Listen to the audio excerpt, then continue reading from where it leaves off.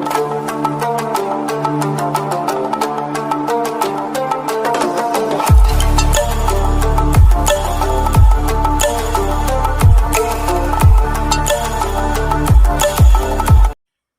Guys and welcome back to my channel.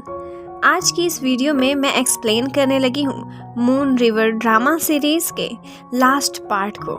तो अगर इस सीरीज़ की पिछली वीडियोस को आपने अभी तक नहीं देखा, आई सजेस्ट ज़रूर देख लें। लिंक आपको डिस्क्रिप्शन बॉक्स और कमेंट सेक्शन में मिल जाएगा। Thank you. तो गाइस, लास्ट पार्ट में बिंग जब टाई ग्रुप की गाड़ियाँ देखता है तो उसे अपने दादाजी को घर छोड़कर किसी सेफ जगह पर जाने को कहना पड़ता है। दूसरी तरफ सेक्रेटरी भी पकड़ा जाता है और उसे टाई के हायर किए हुए गुंडे टॉर्चर करने लगते हैं और वो कहता है कि मैं मज़ीद प्रूफ्स जो मैंने चुराए थे वो अब मेरे पास नहीं है, खो गए हैं। तो वो लोग बदले में उसे एक टास्क करने को कहते हैं। जबकि शाशा आजकल काफ़ी उलझी सी थी। उसे रियलाइज़ होता है कि बिंग हमेशा से उसका सच्चा फ्रेंड था। उसके डैड से दुश्मनी होने के बावजूद भी कभी उसने शाशा को नुकसान नहीं पहुंचाया था। उधर श्याओ सोचती है कि ये दिल भी इडियट ही होता है। जियान कितना लविंग और केयरिंग है, लेकिन मेरा दिल सिर्फ उस स्टूपिड बिंग पर ही आना था क्या? फिर वो जियान की तरफ से डेट करने की ऑफर का आज उसे रिप्लाई देती है कि मैंने बहुत सोचा है, तुम बहुत अच्छे हो, सपोर्टिव हो। सच कहूँ तो तुम मेरी लाइफ में एक प्रोटेक्टिव एंजल हो, लेकिन प्यार सिर्फ एक ही दफ़ा होता है और वो मुझे बिंग से हो चुका। लेकिन तुम मुझसे वादा करो कि खुद को दुखी नहीं रखोगे और अपनी लाइफ में अपनी खुशियाँ तलाश करोगे, और इसी बात से ही मैं सुकून में रहूँगी। फिर जियान काफ़ी अपसेट था रिजेक्ट होने के बाद, तो वो हाओ नान को वही श्याओ वाला मैसेज दिखाता है। तो हाओ नान को ज़्यादा तसल्ली देनी तो आती नहीं थी, लेकिन फिर भी वो बेचारा कोशिश करता है और कहता है कि श्याओ की बात तो बिल्कुल ठीक ही है, तुम ही अपने दिल को समझाओ। उधर सेक्रेटरी अब श्याओ को जाकर मिलता है और उससे कहता है कि ये आखिरी प्रूफ मैंने चुरा लिया है और अब इसे बिंग तक पहुंचाना है। ये सब कुछ तुम अच्छे से चेक कर लो। तो जैसे ही श्याओ वो ब्रीफ केस खोलती है तो वो किसी स्मेल की वजह से बेहोश हो जाती है। अब सेक्रेटरी तो प्रूफ्स लेकर बिंग के पास आया नहीं था, लेकिन बिंग को श्याओ के किडनैप होने की न्यूज़ मिल जाती है और डायरेक्टर टाई श्याओ की जान के बदले उससे सारे प्रूफ समेत एक जगह आने को कहते हैं। शाशा अपने डैड की ये सारी प्लानिंग चोरी चोरी सुन लेती है। अगले दिन बिंग सारे प्रूफ्स लेकर उस जगह पर पहुंच जाता है। डायरेक्टर टाई वहां एक बॉस की तरह अकड़ा बैठा था।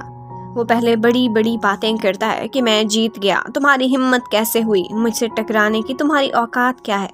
फिर वो बताता है कि जब हम स्टूडेंट्स थे तो तुम्हारी मॉम ने मुझे रिजेक्ट करके तुम्हारे डैड को चूज़ कर लिया था, और फिर उस एक रात के लिए मैंने तुम्हारी मॉम को हाथ भी नहीं लगाया था। मेरा मकसद सिर्फ तुम्हारे डैड को तकलीफ देना थी। अगर किसी से प्यार छीन लें तो उस पर क्या गुजरती है, यही मैं उसे सिखाना चाहता था, और यही हुआ। वो दोनों इसी तकलीफ में तबाह होके मर गए। फिर वो बिंग से उसका ब्रीफ केस लेकर खुद को हैंडकफ करने को कहता है। अब बधे हुए बिंग के सामने वो श्याओ को लेकर आते हैं और यहाँ पर टाई कहता है कि अब मैं तुम्हारे डैड की तरह तुम्हारे प्यार को भी ख़त्म कर दूंगा और यही सज़ा तुम्हारे लिए है कि तुम तड़पो। इतने में श्याओ को बचाने के लिए एन टाइम बिंग के गैंगस्टर फ्रेंड्स वहाँ आ जाते हैं और फिर यहाँ पर एक फ़ाइट होती है जिसमें वो गैंगस्टर श्याओ को छुड़ा लेते हैं। इसी टाइम श्याओ पर नाइफ से हुआ अटैक भी वो रोक लेती है। अब वहाँ पे वही प्रोफेशनल फाइटर आ जाता है जिसने उस दिन श्याओ को पहले हराया था। तो अब श्याओ उसे एक चैलेंज के तौर पर लेती है और बाकी सारों को साइड पर कर देती है कि मैं आज इसे हराऊंगी और बदला लूंगी। अब की दफ़ा वो उसकी मूव्स में एक रेपिटेशन को नोट कर लेती है और उसे हराने में वही रेपिटेशन को यूज़ करती है। लेकिन यहाँ बात ख़त्म नहीं होती। अब टाई का एक आदमी वहाँ गन लेकर आ जाता है, लेकिन बिंग के फ्रेंड्स श्याओ के सामने आकर खड़े हो जाते हैं। वो गोली चलाता उससे पहले ही वहाँ शाशा आ जाती है और कहती है कि मैंने कभी सोचा भी नहीं था कि मेरे डैड इतने नेगेटिव इंसान होंगे। मुझे सब पता चल गया है। आपने ही मुझे किडनैप करा के बिंग को मारने का प्लान बनाया था और जो फ्लैश ड्राइव आपको चाहिए वो मेरे पास है। एक्चुअली सेक्रेटरी ने जब वो डाटा चुराया था तो उससे वो फ्लैश ड्राइव कहीं गिर के खो गई थी और वो बाद में साशा को मिल गई थी। डैड कहते हैं कि जल्दी से वो मुझे वापस दे दो, लेकिन साशा ने वो सारा डाटा पहले ही मीडिया को सेंड कर दिया था। तो डैड उसे एक ज़ोरदार थप्पड़ दे मारते हैं। इतने में वाकई सारे मीडिया पर डायरेक्टर टाई के करप्शन की न्यूज़ ही चल रही होती है। तो उसी टाइम जो पहले उनका बॉडीगार्ड बना हुआ था वो खुद को बचाने के लिए अपनी पार्टी बदल लेता है और किसी और की बजाय डायरेक्टर टाई पर ही गन तान लेता है। उसको इन्वेस्टर्स की जानिब से ऑर्डर्स थे कि अगर टाई फंसने लगे तो उसे भी मार दे ताकि बाकी लोगों की डिटेल्स वो ना बता सके।